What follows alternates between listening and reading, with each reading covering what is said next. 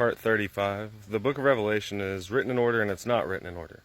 They are subject chapters. It was the only way to get all that information in there. But you can see in each of these subjects where the chapters align with each other. You can see what happened at what time. What I mean by subject chapters is it does talk about the 6 seals, and those go in order. It talks about the 7 trumpets, and those go in order.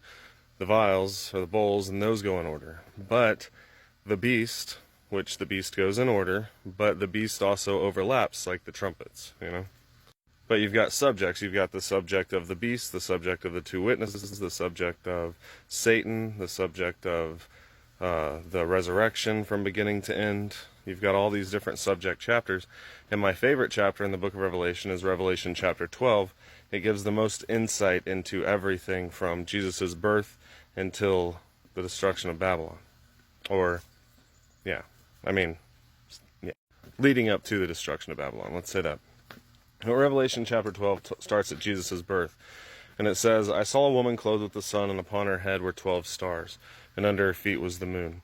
And she travailed in birth and brought forth a man-child that was to rule the nations. That was Jesus Christ. They birthed Christ. Those 12 stars, the sun and the moon, are talking about Israel. If you read Joseph, Jacob's son, he had a dream that the 11 stars and the sun and the moon were bowing down to him. And his father, Jacob, said, should I and your mother and your brethren bow down and worship you?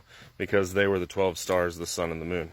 This is what it means by the sun going dark, the moon turning to blood, the sun not giving its light. Israel was the light of the world. This is the woman clothed with the sun. She was the light of the world, but she would no longer be the light of the world. And as she was destroyed, the moon was under her feet, and the blood runs down off of Israel onto the moon. So there we see Jesus' birth, the woman clothed with the sun, the moon under her feet, the 12 stars on her crown. The tribes of Israel travailed in birth to bring forth Jesus Christ. He was born out of Israel by their travail, their fasting, their eunuchs, their trying to keep themselves from sin, their prayer. Once the fullness of the times had come, they were able to birth a Savior. So they travailed in birth and brought forth a man-child, Jesus Christ, that was to rule the nations with a rod of iron. And the dragon tried to devour the child as soon as it was born. That was Satan trying to kill all the babies around Bethlehem, trying to kill Jesus. That was Herod trying to kill Jesus around Bethlehem. But the child was caught up to the throne and to God. So Jesus Christ died, was caught up to the throne and to God. Then there was war in heaven. Michael and the angels fought against the dragon, and the dragon fought against the angels. And the dragon prevailed not, and his tail drew a third part of the stars and did cast them to the earth. This is Satan falling from heaven. And then salvation coming, and Jesus Christ sitting on his throne at the 6th seal. Now has come salvation in the kingdom of our God and the power of his Christ. This is Jesus Christ coming back in his kingdom and his Father's kingdom. So, what do you got? And then Satan was cast down. Whenever he saw that he was cast down, it said, rejoice you that are in heaven, because the first resurrection happened. Woe unto the people that are left on the land, because Satan, whenever he saw that he was cast to the earth, knew that he had but a short time, and he persecuted the woman, the remnant of the seed that were left behind, that brought forth the man-child. And he chased her into the wilderness. And she was given 2 wings as of a great eagle, and flew into the wilderness in 66 AD, like Jesus said. Whenever they saw the armies come, they flew into the wilderness. But the earth helped the woman. Satan sent a flood out of his mouth after the woman, but the earth helped the woman and swallowed up the flood that Satan sent out of his mouth.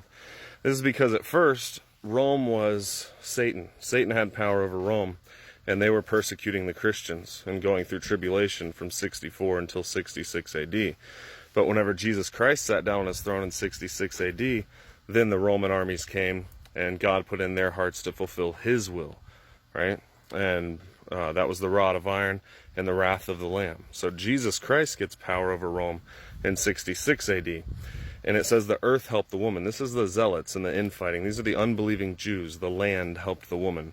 So the land of Israel, first the Christians are being persecuted from 64 AD until 66 AD.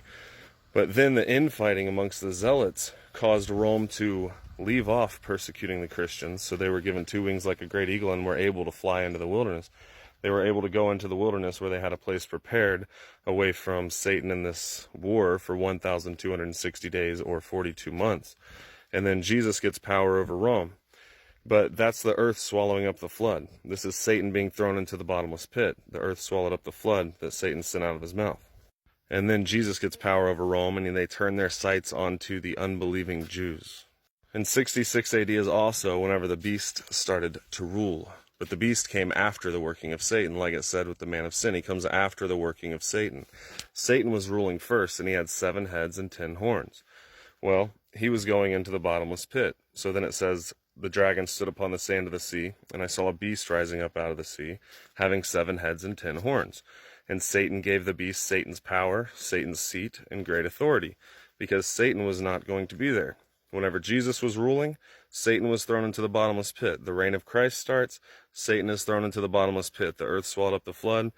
There was separation. He couldn't deceive the nations any longer. Those who didn't believe were trapped in the city. Those who did believe were free and out in the wilderness.